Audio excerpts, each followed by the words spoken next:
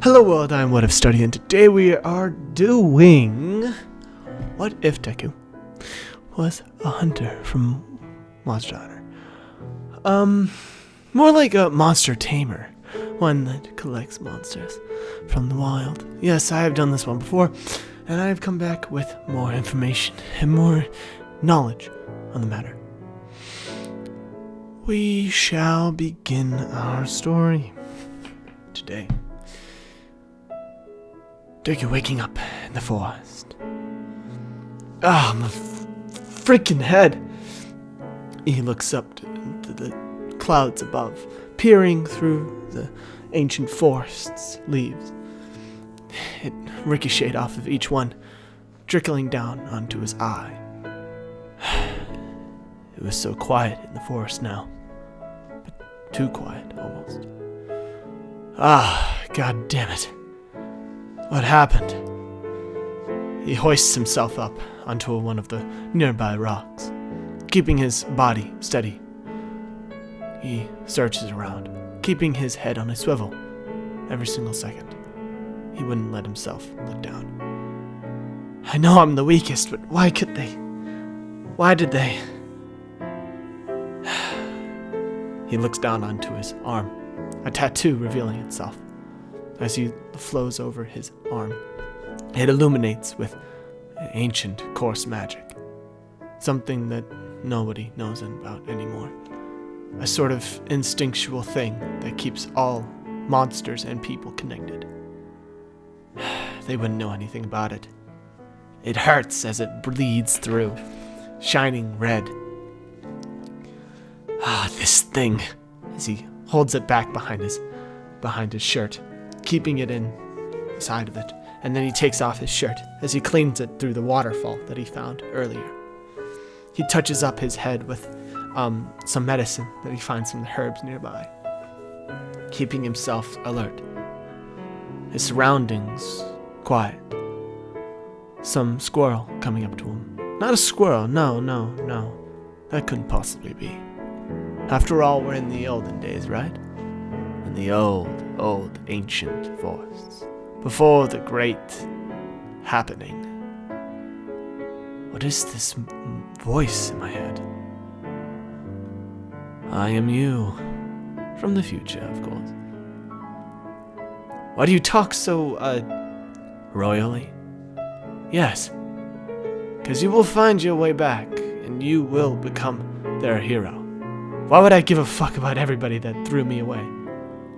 You'll find out. Why don't you tell me? If I do, it is quite possible that it won't even happen.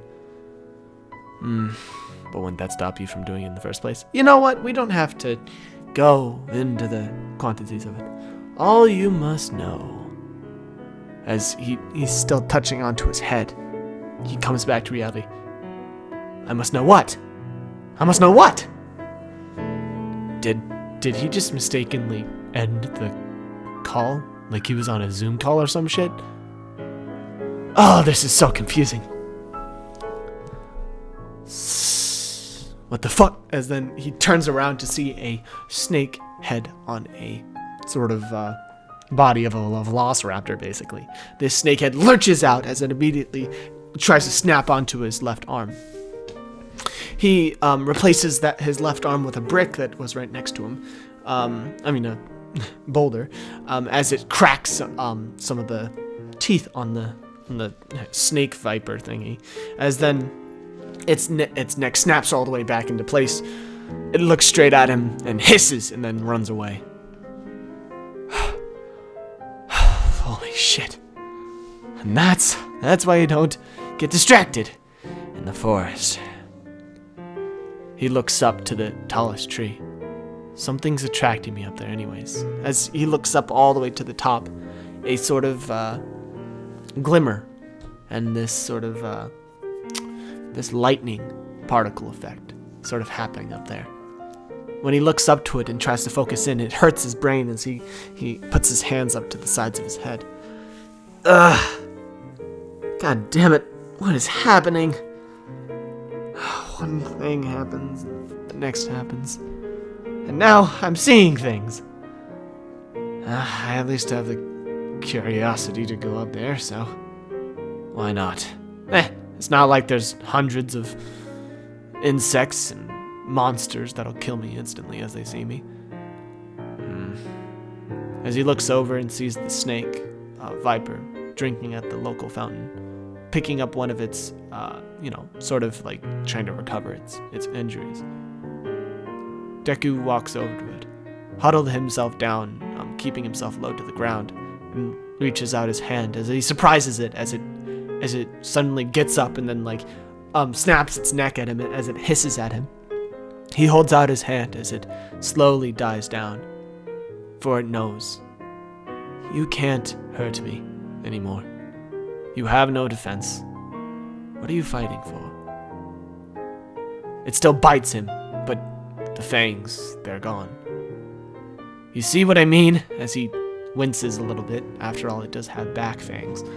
As it looks at him and stares into his eyes for a couple seconds. Those intense 5 seconds of this connection, sharing his blood with it. It sucks as hard as it can, but none come out. It releases and then whimpers as it sits down by the bank, waiting for its death. However, Deku doesn't give it what it wants. He simply looks over to the rock pile that it was trying to find its teeth from, takes up one of the rocks and sharpens it for a second, smashing the two together, making one sharp one that comes off from it. He takes up the sharp one and cuts slightly around his wrist, very, very slightly, where most blood could be drawn from. He leans over and grabs the bowl out of his utility backpack. The bowl that, housed all of his chicken. Chicken is poisonous to these things, if nobody else knew that. He learned that from his book, from the academy. He still can't believe. It doesn't matter now. He pours, it takes a few hours, but he pours out enough of his blood into it. He slides the bowl slowly onto the thing's tail. As it barely looks up, weakly, it bends over and drinks from the blood. Deku goes to sleep that night next to the waterfall's soothing sounds, and the sounds of the owls in the background. Large, massive monsters roaring before their sleep. The night was coming. He woke up the next day as the snake thing was right above him.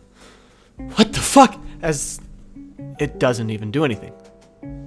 It just stares at him and gets back down, as it had woken him up by licking his face. He gets up and then looks to it, sort of huddling behind the rock that he was sleeping next to, that he had set up his little camp next to. The thing just stares at him and sits there. You wanna help me? The thing just sits there and stares at him. Okay, what to do? How do I do lightning bolt? He looks up and sees one of the many things of this forest. A massive owl with a lion body. A griffin. A griffor, at least from this perspective. One leaf comes down from the top of the roost on the top of the place, right next to the lightning bolt from where he saw it. He grabs it out of the air, brings it to himself. This would be very useful for making something, but for now, he holds the freaking leaf. I mean the feather up to the nose of the snake viper thingy. Let's call it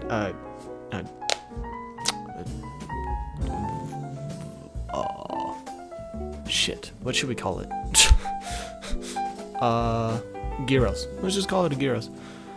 As it sniffs it slowly, and then just simply starts running off. He packs up his bag and instantly starts running off after it. Could you wait for a second? Jesus. He runs after it. I still don't trust this thing. don't think I can trust really anybody anymore. As he makes his way swiftly up the tree, multiple things having battles and turf wars over, sort of bashing their way through and making their way through the battle. He kind of dodges around the gigantic T-Rex, well, what they call an Anjanath in this world, a T-Rex / a dragon hybrid. This massive thing almost stomps on his face a few times, however, unintentionally, as he finally realizes what it was actually dodging from. Legiana. Legiana in this part of the forest? A gigantic ice moth, I guess you could say? That is bigger than a T-Rex. As this thing soars above the T-Rex, picking him up as he starts to make his way right next to the Viper thing, the Gyros.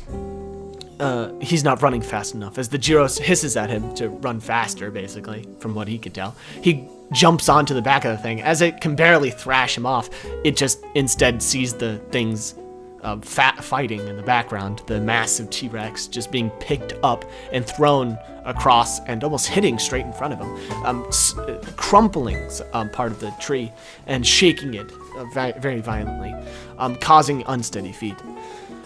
The Gyros just decides to run. No real time to complain, as, you know, they start to make their way all the way up the tree, jumping on branch to branch, finally making their way to the top. It seemed like the fighting had settled. He looks over on the overlook from the top of the tree to see almost the whole entire world.